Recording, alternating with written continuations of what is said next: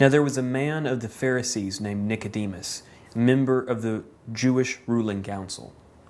Now, just a quick note, the Pharisees were, like it says, a Jewish ruling council, but one thing about the Pharisees was that they were hard workers. If you had made it and you were a Pharisee, it meant that you had gone through ridiculous rigors to get to where you are. I mean, they didn't just hand these positions out.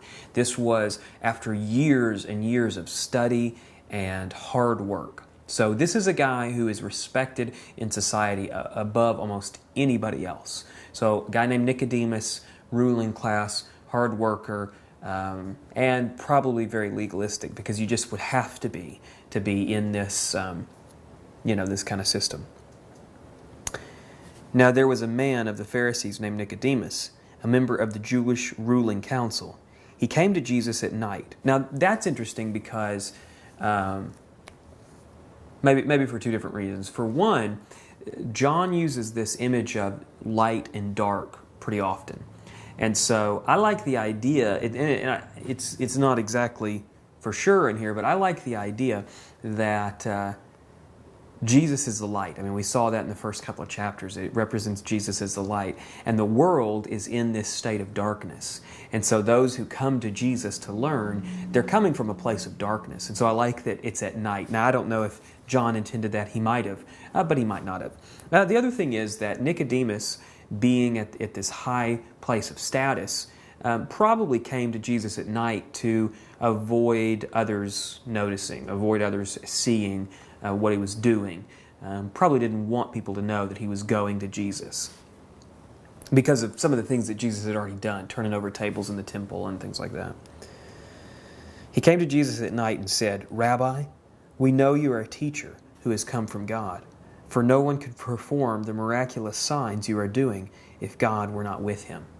Pretty simple idea. It says, we know you're from God. Seems like this guy believes in him. Let's read on. In reply, Jesus declared, "I tell you the truth, no one can see the kingdom of God unless he is born again." Now, this is sort of a baffling verse, but it has a little bit of Jewish background that helps us understand it. For the Jewish community, and especially the Jewish leadership and the teachers, they would consider a new convert to Judaism, to be as a newborn child. And so if someone was from the secular world and they had converted to Judaism, even after they had gone through all the rituals and all the things that they had to do to be a convert, they would be considered to be basically a newborn. And so if you were to say to a Jewish person at this time in history that someone needs to be born again, what that would mean is that they need to become Jewish, basically. And, that's sort of the process, is that sort of proselytizing and conversion. And one thing about why they did this and why they call it, sort of use that as a colloquialism and a euphemism or whatever, I don't know the difference, but, they use that as a saying, is because under Roman law, you would relinquish all of your legal status in your previous family. And so I think along with that, they had the same idea that you were severing your ties from, say, your old religion, your old family, your old system, city, whatever you came from, and now you were being reborn into the Jewish faith. And so to be born again would be basically to become a Jew. And so if a Jewish person said that, and they didn't mean literally someone being born, then that's probably what they meant. So Jesus, let's look back at what he says. He says, "I tell you the truth, no one can see the kingdom of God unless he is born again." Now, if he would have just said he is born, then Nicodemus may have just taken this. But the fact that he says born again is probably a little confusing to Nicodemus, because Nicodemus is already a Jewish person. Why would he need to be born again? So let's see what he says. "How can a man be born when he is old?" Nicodemus asked. "Surely he cannot enter a second time into his mother's womb to be born." Now here's what I think is going on here. I think Nicodemus understood that Jesus was making a metaphor, but I think he didn't quite get it. And so to kind of cover up, he sort of makes a little bit of a joke here. I mean, obviously Nicodemus knows He's probably not talking about physical rebirth. Nicodemus knows you can't climb back into your mother's womb. So he kind of, I think, covers here, because I think what's going on is Nicodemus assumes that Jesus wouldn't be saying, well, I have to be reborn. Because Nicodemus is already a Jewish person. Jesus is a Jewish person. And so for them, they were already part of the family of God. In the Jewish mindset, they didn't need to be reborn. And so Nicodemus, to him, this seemed very confusing.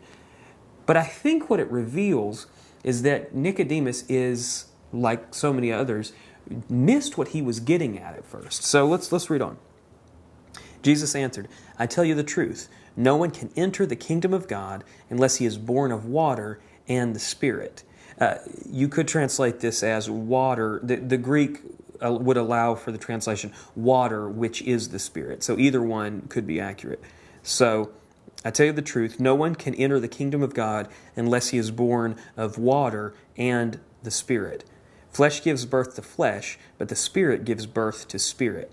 So he basically clears it up and says, no, I'm not talking about converts. I'm not talking about someone being physically reborn. I'm talking about you needing to be spiritually reborn, or reborn by the Spirit, basically.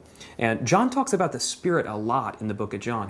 He has a lot of references to sort of the role of the Spirit in our life. And in this point, it seems to be that he's implying that this rebirth comes by the Spirit, that it's powered by the Spirit, or that it's done through the Spirit somehow. So, it's hard to say because we don't know exactly how the Spirit works. But he's basically saying that, no, this is, I'm being serious here. You really do have to be reborn. Even though you're Jewish, you have to be reborn into the Spirit. And so here's the idea that comes along with this, and sort of the implication, is that it sure looks like Jesus is preparing for something new. Something that is not Jewish, but something that is a brand new thing that even Jewish people would need to be reborn into. And so the whole idea is that even the Jewish people who felt like they were the family of God, and rightly so at one point in history, they even needed to be converted.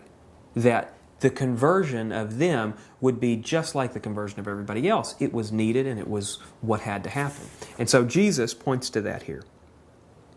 Then he goes on and says, you should not be surprised at my saying, you must be born again. The wind blows wherever it pleases. Again, that could be translated as spirit. And so, the word is, he could be saying the Spirit blows wherever it pleases. But we'll go with wind. The wind blows wherever it pleases. You hear its sound, but you cannot tell where it comes from and where it is going. So it is with everyone born of the Spirit. Here's what I think he's getting at here. He's saying, Nicodemus, you don't understand. You don't get what the Spirit's doing. You see its activity. You realize that it's going on. In fact, Jesus was sitting right there in front of him. Part of the Spirit's, activity is going on right there in front of him. And he notices it but doesn't understand. And I think what Jesus is getting at is, you don't understand what it means to be reborn yet, because it's part of what the Spirit does. And it's just an interesting idea to me that, Nicodemus is this, and he'll say this, the leader of these people, and he has trouble understanding these things. Another thing that I like is the idea that believers would be unpredictable. See what it says here. You hear its sound, but you cannot tell where it comes from and where it is going. So it is with everyone born of the Spirit. I like the idea that people who are born of the Spirit, believers in Christ, would be unpredictable, would be coming and going, and people look at them and say, what is going on with that person? That's there, what is happening? That doesn't make any sense. I like that because it means that there's some other power at work. It means that there's the Spirit inside them, behind their actions, doing things in their life that people on the outside would look at and say, huh? And so Jesus sort of says people that are born of the Spirit, they'll be like that. They'll be unpredictable. They'll confuse you. And you, as the Jewish ruling party, you're not going to get it. You're not going to understand.